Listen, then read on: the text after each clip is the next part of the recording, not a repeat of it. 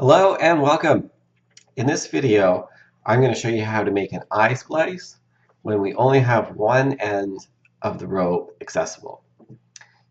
If you remember from the first video on eye splices, we needed to pass the short end and the long end of the rope through each other to generate the splice.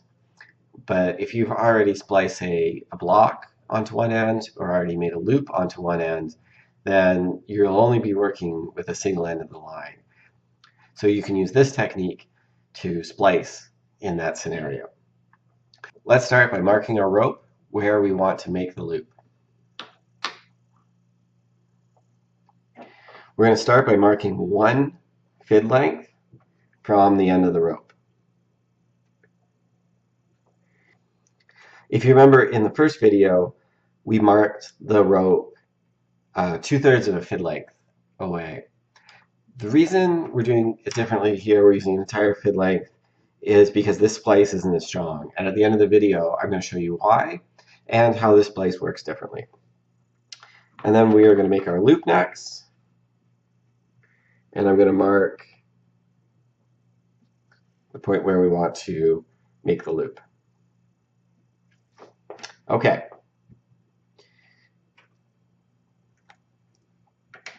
So just as we've done before, we've got the tail and we've got the loop. And we've got two marks showing us how big of a loop we want to make. For this one, I'm going to use a larger fid than you would typically use for this rope. We're going to feed it through at the mark closer to the end of the rope. Okay. And then what we're going to do is fold this rope in half.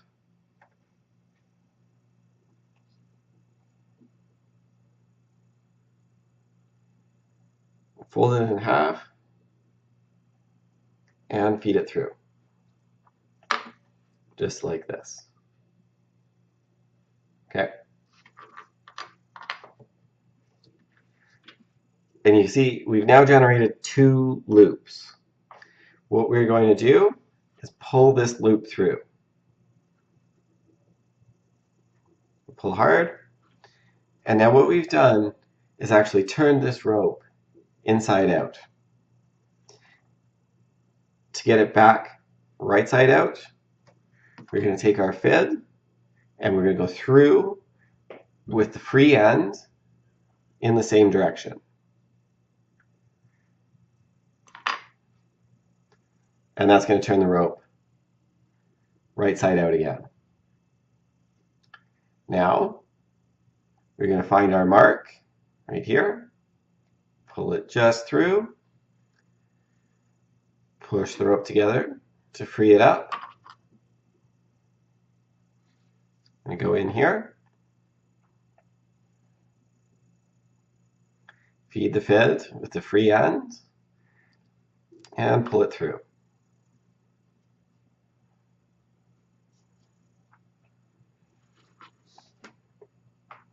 And there we have our eye splice, just as we had before.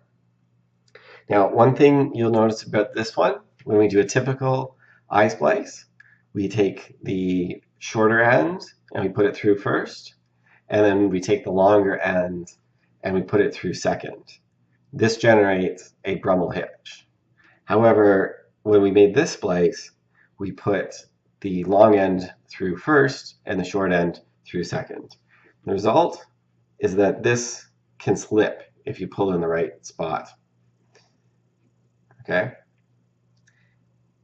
And I'm going to show you at the end of this video how the splice works, that this still holds.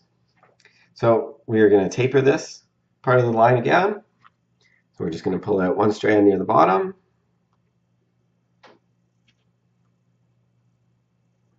Okay. And then we're going to go up a little bit. We're going to pull another strand out. And keep going. Pull a few out and thin it out as we go up.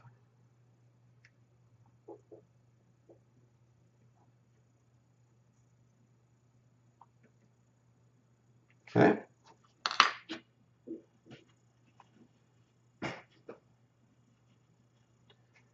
And we're going to take our knife and we're just going to cut these off.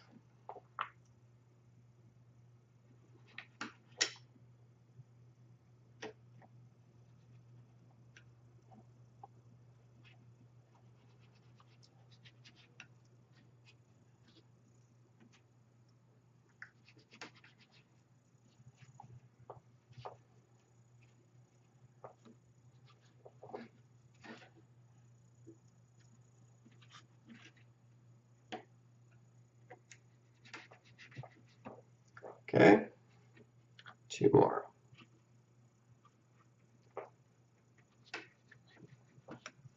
Okay, then we'll loosen up here again, all the way along.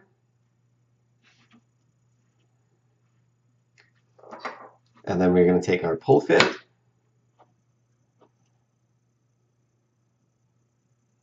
put it in here.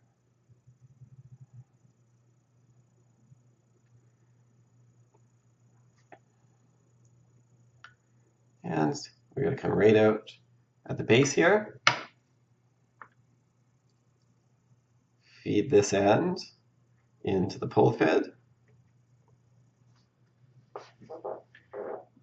And then we are going to pull it back through.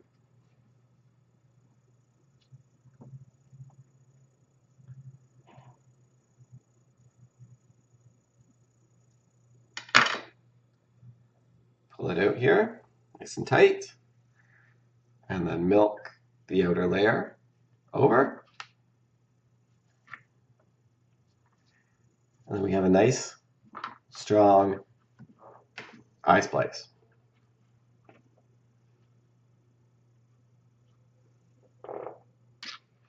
So here I've got another piece of Dyneema. I'm just going to loosen the threads up here.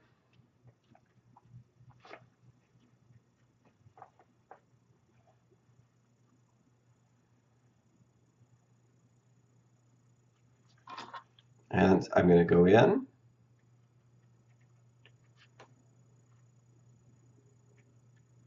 And feed all the way through.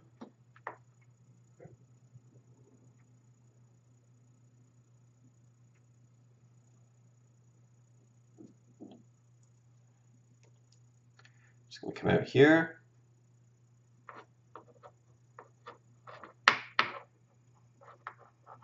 Grab this end. Pull it back through.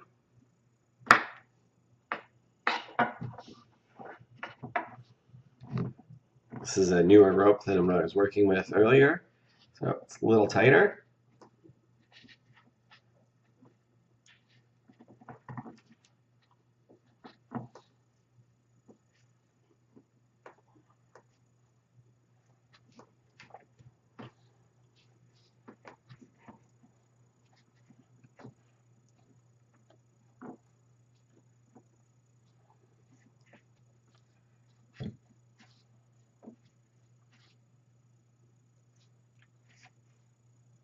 Okay.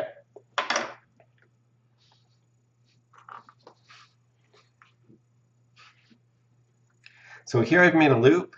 I still have the one end accessible.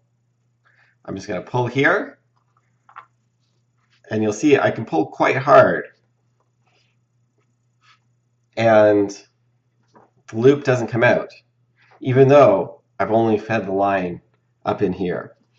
And the reason that this is happening is because when I pull on the rope, this braid here is tightening down on the rope that's fed through the center, and that's what's stopping it from pulling out. But if I just push the braid together and loosen it up, I can just pull it out quite easily. So you can see how tucking the end of the line inside can actually add quite a lot of strength to our splice. So in the first splice we did, where we had both ends accessible, we made a Brummel hitch, which is a knot in itself, and that won't come undone. And however, in the second splice that we made, we didn't make a Brummel hitch. We basically just looped the lines through each other. This helps to create some friction and it stops the loop from moving one way, but you can pull it out in the other direction. But when we tuck the tail in, that is what actually stops the whole thing from coming apart. And so that's why for that one, I used 1 fid length so that we have more friction there, stopping it from coming apart, compared to 2/3 of a fid length when we did the other version. I hope this video was helpful for you, and if you have any comments or questions, please leave them below.